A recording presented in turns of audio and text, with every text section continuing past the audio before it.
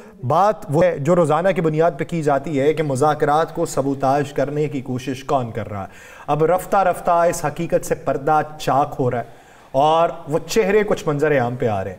یہ دھندلائے ہوئے چہرے کب تک صاف و شفاف ہو جائیں گے؟ بسم اللہ الرحمن الرحیم۔ الصلاۃ والسلام علیکہ یا سیدی یا رسول اللہ، الصلاۃ والسلام علیکہ یا سیدی یا حبیب اللہ، تاجدار ختم نبوت زندہ باد زندہ باد۔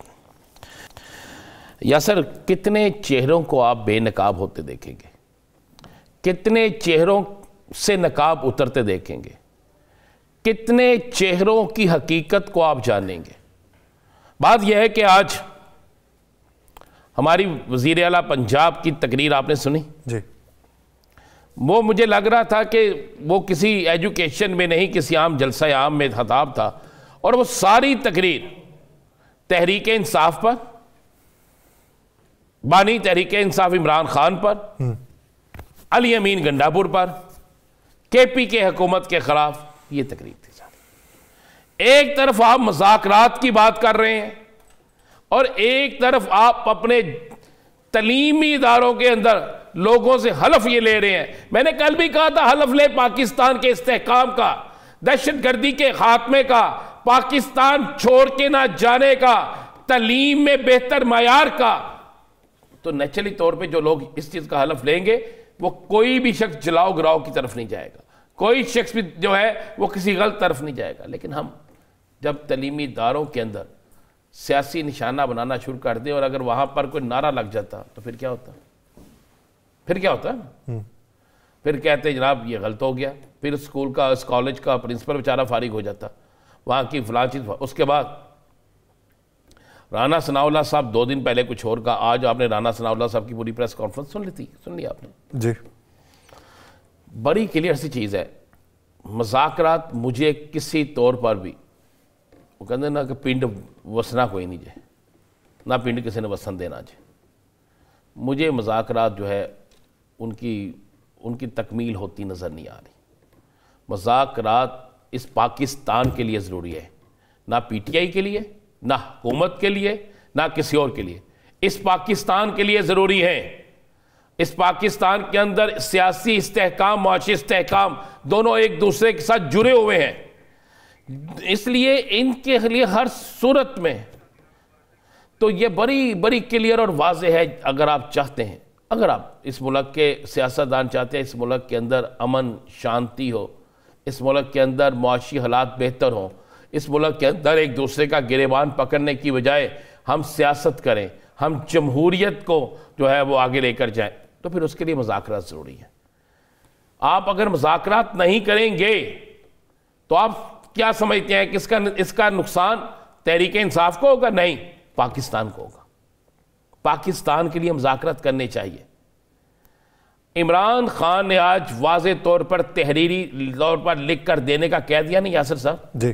اعلان ہو گیا، اب اس میں رکاوٹ کیا ہے؟ صادق صاحب پاکستان میں نہیں ہے، انہوں نے کہا میں باہر سے بیٹھ کے ارینج کر دوں گا جی۔ بیرسٹر گوہر نے بیان دے دیا کہ ہمیں آپ پہ پورا یقین ہے جی، بالکل کریں آپ اس میں ایک بہترین رول ادا کریں آپ۔ اب کیوں نہیں ہو رہے؟ پھر لکھ کے دے رہے ہیں، لکھا ہوا پڑھیں، اس کا جواب دے دیں۔ آپ انہیں کہہ دیں جناب ہم ان شرائط کو نہیں مانتے، ختم ہوگی بات۔ اب اس سے حکومتی انٹینشنز تو رانا صاحب واضح ہوتی ہیں۔ بات یہ ہے یاسر رشید صاحب قبلہ پریس کانفرنس کتنے بجے ہوئی پتہ ہے آپ؟ دوپہر کے وقت میں۔ اس سے جس وقت ہوئی، دوپہر نہیں سپہر کے وقت ہوئی، آپ اٹھتے شاید اس وقت ہیں، سپہر کے وقت ہوئی یہ پریس کانفرنس۔ اور اس سے بہت پہلے بیرسٹر گوہر باقاعدہ تمام میڈیا سے ٹاک میں یہ کہہ چکے تھے کہ ہم لکھ کر دینے کے لیے تیار ہیں۔ بانی تحریک انصاف نے اس پر رضامندی کا اظہار کر دیا۔ یہ ان کے بیان کے کئی گھنٹوں بعد پریس کانفرنس ہوئی ہے۔ اگر ایک شخص جو ایک جماعت کا چیئرمین ہے اور بانی تحریک انصاف عمران خان سے ملاقات کے بعد وہ کہہ رہے کہ ہاں سب راضی ہیں اس پہ کہ لکھ کے دو بھائی، تو پھر باقی کیا رہ گیا؟ پھر آپ کا اس پریس کانفرنس میں کہنا کہ میرا نہیں خیال وہ لکھ کے دیں گے۔ آٹا گندے ہلنی کیوں ہیں؟ صاحب اور بھائی کس طرح وہ لکھ کے دے دیں گے؟ پھر آپ اس پہ جواب دیں گے نا, آگے بڑھائیں گے نا. جب ایک طے ہوا تھا جب تک مذاکرات کا عمل چل رہا ہے کسی طرف سے کوئی بیان بازی نہیں ہوگی. یہ رزانہ کیا ہو رہا ہے؟ یہ پھول نچھاور ہو رہے ہیں؟ کیا ہو رہا ہے؟ سیدھی طرح کہہ دے کہ جناب یہاں لوگ آپ کے کنٹرول میں نہیں ہیں تو یہاں آپ مذاکرات نہیں کرنا چاہتے, تو اس باب کو بند کرے اور میسج دے دے پوری دنیا کو, پورے پاکستان کو یہ میسج دے دے ہم پاکستان کے اندر سیاسی استحکام نہیں چاہتے, ہم کچلنا چاہتے ہیں, ہم ان لوگوں کو بالکل ردی کی ٹوکری میں پھینکنا چاہتے ہیں جو پاکستان کی سب سے بڑی سیاسی جماعت ہے, جو پاکستان سے سب سے زیادہ جنہوں نے ووٹ حاصل کیے ہیں, جنہوں نے پاکستان کے اندر اپنا ایک اچھا بلکہ بہت اچھا اپنا ایک سسٹم بنا رکھا ہے. اتنی تشدد, اتنے معاملات, اتنی سختی کے باوجود آج بھی وہ پاکستان کی ایک بڑی سیاسی جماعت ہیں. جناب آپ کے پنجاب نے ابھی قرض نہیں اتارا, کے پی کے نے قرض اتار دیا, جس کو سب سے یہ گندا صوبہ کہہ رہے تھے. آج کرم کے اندر قافلہ پہنچ گیا, جی با حفاظت پہنچ گیا, تقسیم شروع ہو گئی. یہی مسائل تھے نا. تو ایک قافلہ کچے کے علاقے میں بھی بھیج کے دیکھیں نا, وہاں پہنچ جاتا ہے خیر وفیت سے کہ نہیں؟ پہنچ جائے گا سر ان کے پاس. تو واپسی کے لیے کوئی گارنٹی نہیں دی جا سکتی کہ واپس آئے گا یا نہیں نا. ہم لوگ یہاں بیٹھ کے میں حیران تھا. آج ایک ٹویٹ میں نے دیکھا, بڑے سینئر, میں تو سیکھتا ہوں ان سے, لیکن آج مجھے افسوس ہوا. انہوں نے کہا جی پنجاب میں مسلم لیگ قانون کے حالات 8 فروری سے بالکل تبدیل ہو گیا, عوام ان کے ساتھ ہو گیا. تو کریں اوپن جلسے یار, مت پابند کریں بیٹھے ہوئے لوگوں کے درمیان میں. ہر بچے کو یہ مت کہیں کہ اگر تم میں سے کوئی نے سوال کیا کوئی بولا تو اگلا سیشن اس کا نہیں ہے, کالج میں وہ نہیں ہے. کیوں کہتے ہیں ایسا؟ اوپن جلسے کریں, ان کو بھی جلسے کرنے دیں,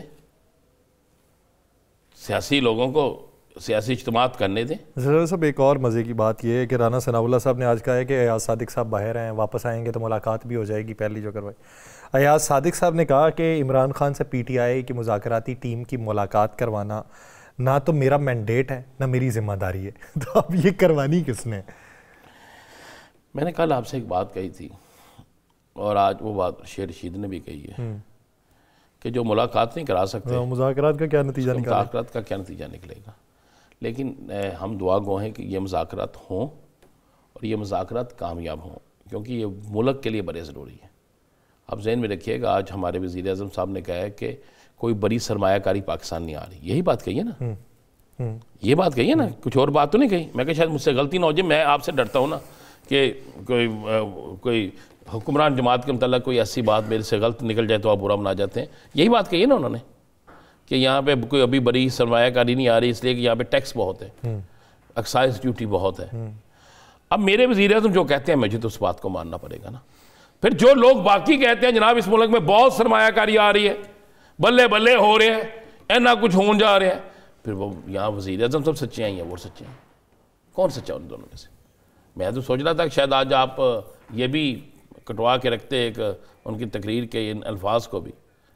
اور دوسرا آج دیکھیں نا, آج وزیر اعظم صاحب شرجیل میمن صاحب کے گھر بھی گئے ہیں, ان کے پوتے کی مبارکباد غالباً دینے گئے ہیں.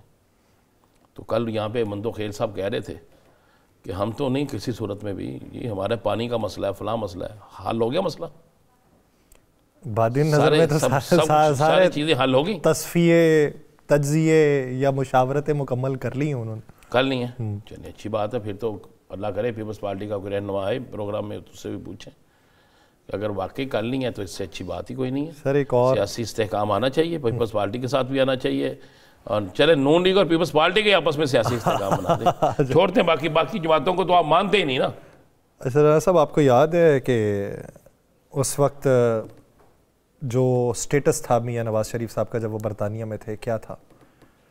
مجرم کا ہی تھا, پرول کے اوپر گئے ہوئے تھے. جی طلال چودھری صاحب روپے کے اسٹامپ پہ. اچھا کیوں نہیں کہتے آپ؟ اس وقت جج صاحب کہتے تھے کہ آپ گارنٹی دے دیں, گارنٹی دے دیں کہ یہ کل تک زندہ رہیں گے. یہی لفظ ہے نا, ان کی زندگی کی گارنٹی دے دیں, ہاں جی, کل تک یا برسوں تک یا چوت. کہ دے سکتا کوئی کسی کی؟ ایک لمحے کی نہیں دے سکتا. اچھا یہ اسی پہ پی ڈی ایم کی گورنمنٹ بنانے سے پہلے سیاسی طور پہ مشاورتیں انہی سے جا کے ہوتی رہیں. تو اور تائید پتر نال ہوندی سی. طلال چودھری صاحب کہتے ہیں ایسی ملاقات کسی قیدی یا مجرم سے نہیں ہو سکتی جس میں آزادانہ ماحول فراہم کیا جائے. وہ کی سی؟ وہ کیا تھا مجھے بتا دیں نا. کیا آپ کو نہیں پتا تھا ملک کا پاکستان کا وزیر اعظم اس وقت اس شخص سے ملنے جا رہا تھا جو پاکستان کی عدالتوں کو مطلوب تھا؟ کیا ایسا نہیں ہوتا تھا؟ پاکستان کے سیاستدان وزراء ان کو ملنے جاتے تھے جو پاکستان کی عدالتوں کو مطلوب تھے. ایسا نہیں تھا؟ ایک نہیں، 3 4 لوگ تھے جو مطلوب تھے. تو نہیں ملتا. وہ ہے نا مجنوں جو کرے دل انسان کی حقیقت، اس شوق یہ گفتار پہ تنقید کا حق ہے. میں شکایات نہیں کرتا، یاد دلاتا ہوں کہ بھولے ہوئے اقرار پہ تنقید کا حق ہے. یہ طلال جو سب کو بھیج دیجیے گا، ذرا انہیں ذرا دکھا دیجیے گا نا، تاکہ انہیں پتہ چل جائے کہ واقعی درست بات ہے.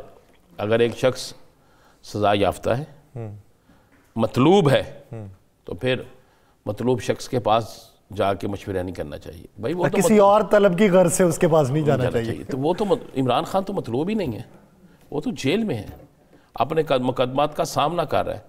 جن کیسوں میں سزا ہوئی تھی سب ختم ہو گئی ہے سزا. ابھی وہ حوالاتی ہے، ٹھیک ہے نا. ابھی آپ نے اس کا جرم ثابت کرنا ہے.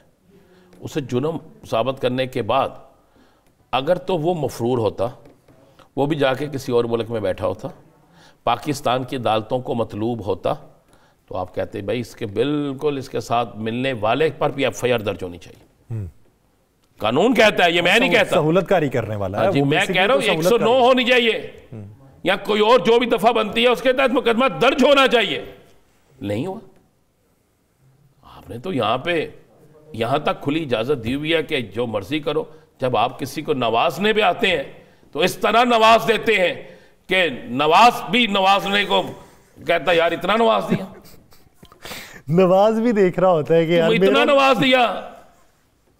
اور جب آپ نہیں کسی کو نوازنے پہ آتے تو پھر آپ جس طرح چاہے اس پہ کرتے ہیں. پھر ایسی کون سی بات.